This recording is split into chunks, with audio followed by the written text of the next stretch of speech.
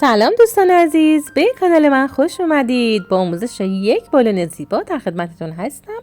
این کار رو میتونید با خمیر گلچینی یا فوندانت درستش بکنید. من از خمیر گلچینی استفاده کردم و شروع میکنم از قسمت سبد اون. از یک سیلیفون غذا استفاده میکنم و دور یونولیتی که برش سازی کردم و مدل سازی شده این سیلیفون رو قرار میدیم، چون بعد از خوش شدن باید ما اینو در بیاریم از جای خودش که از قسمت داخلم خمیر خوش بشه.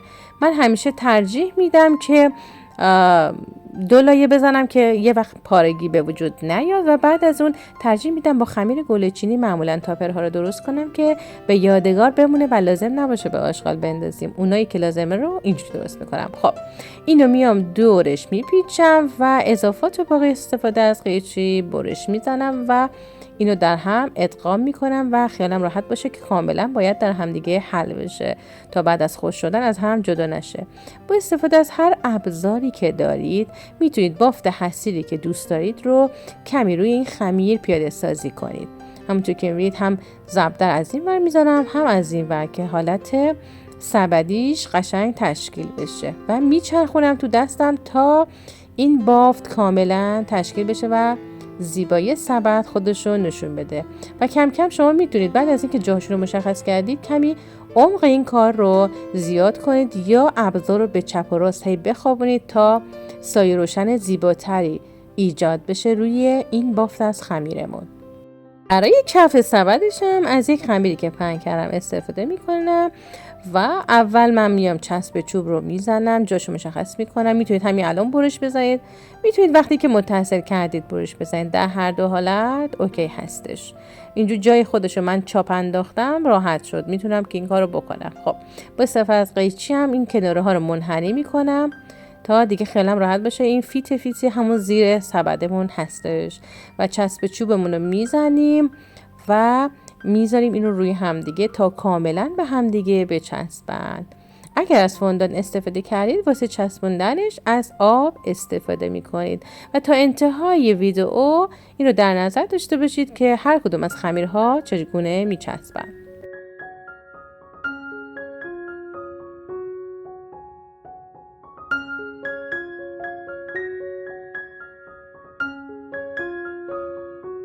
همونطور که میبینید با استفاده از دستم شروع میکنم به فیکس کردن این در جای خودش که این زوایا به همدیگه باید کاملا با استفاده از چسب و کمی فشار دست که میبینید این زوایا و گوشه ها کاملا باید در هم ادغام بشن تا بعد از خوش شدن از همدیگه سوا نشن. خب برای لبه سبدمونم ما میتونیم یک نوار ایجاد میکنیم با غلطوندن خمیر روی میز و اون رو دور تا دور سبد میچرخونیم تا اندازه‌ای که میخوایم رو به دست میاریم و با استفاده از قیچی برش میزنیم.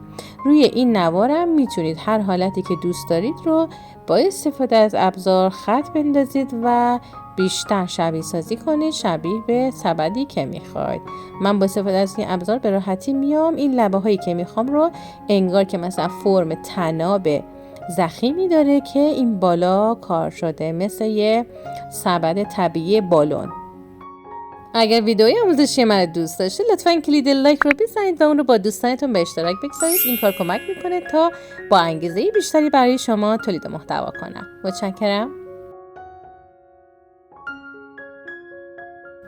دور تا دور دستمون رو میچرخونیم و عمق این خطا رو کمی زیاد میکنم چون با استفاده از این حرکت شما سایه روشن زیادی رو ایجاد میکنید و فرم سبد تداعی میشه. برای بالون از یونولید استفاده کردم، اون رو شبیه به فرم بادکنکی که از پایین برش خورده برش زدم. حالا این قسمت رو من دارم طراحی میکنم که 8 قسمت بشه تا الگو رو به دست بیارم. با استفاده از این سیخ داغ شروع میکنم این قسمت ها رو به داخل که کمی یونولید خورده میشه فرو میبرم. در اینجا سعی میکنم الگوی این قسمت رو به دست بیارم چون من میخوام این رو با استفاده از خمیر روکش کنم به هر رنگی که دوست دارید. همونطور که می‌بینید این 8 لایه مثل توپ 40 تکه چطوره؟ حالا توپ 8 تکه میشه گفت. این شروع میکنم این خمیر رو با استفاده از الگویی که الان به دست آوردیم برش میزنیم. همونطور که می‌بینید روی خمیر میخوابونم، اون خط رو میندازم و سپس اینا رو همه رو برش میزنم و با استفاده از چسب چوب اگر شما از خمیر فوندان استفاده کردید با استفاده از گلوکوز اینها رو میچسبونید به یونولیتتون. اینا از این کاملا باید آغشته به چسب باشه، چون بعد از خشک شدن خمیر کمی خودش رو جمع میکنه و اگر چسب کافی نزده باشید ممکنه از یونولیت سر بخوره و یونولیت پیدا بشه. 8 لایه ای رو که بریش زدیم رو همینطور به همین ترتیب در جای خودش با استفاده از چسب میچسبونیم و فیکس میکنیم. تا اینجای کار این شد طرحهای این قسمت ها. با استفاده از ابزاری که کمی منحنی داره اینا رو یکم رو به تو هم فرو میبرم که کمی زوایای داخلی رو هم بپوشونه.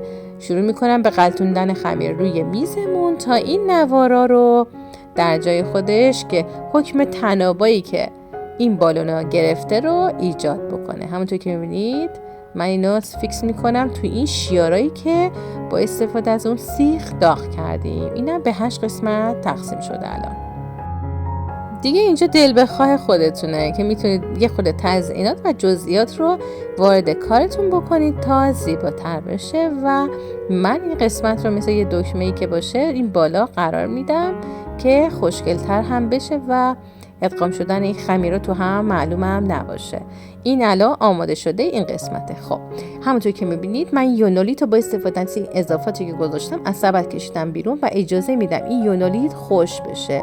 از سیخ‌های چوبی استفاده میکنم، اون مقداری که میخوام 4 تاشو هم اندازه برش میزنم تا برای پایه بالونمون استفاده کنیم. بعد از اینکه 2 روز تا 3 روز از این ماجرا گذشت و الان خوش شده تو دستمون گرفتیم، با فشار قسمت ها دمیج نمیشه، من میام جاها رو مشخص میکنم که در کجا میخوام این پایه ها رو قرار بدم. از کمی خمیر استفاده میکنم، اینا رو میام پشت اینا میذارم تا حالت کمکی و ستون بشه که وقتی که این سیخا رو میذاریم به یه جا بند باشه دیگه، چون کفش خیلی نازکه. همونطور که میبینید اینا رو تو گوشه ها میذارم تا اصلا از بالا معلوم نباشه. معمولا خمیر گلچینی بعد از خشک شدن یه 2 درجه تغییر رنگ میده. خمیر فوندانت هم به همین صورته به نظر خودم و چون این خمیر خشک نشده شما اینو حس میکنید. الان باید از این قسمت هم این دوتا خوش بشن. الان این پایه ما آماده است، فقط کافیه خوش بشه و اونو تو جای خودش قرار بدید. ممنونم که تا انتهای ویدیو همراه من بودید. امیدوارم در ویدیوهای بعدی شما رو ببینم. خدا نگهدار. Thanks for watching. I hope to see you in the next video. Love you. Bye bye.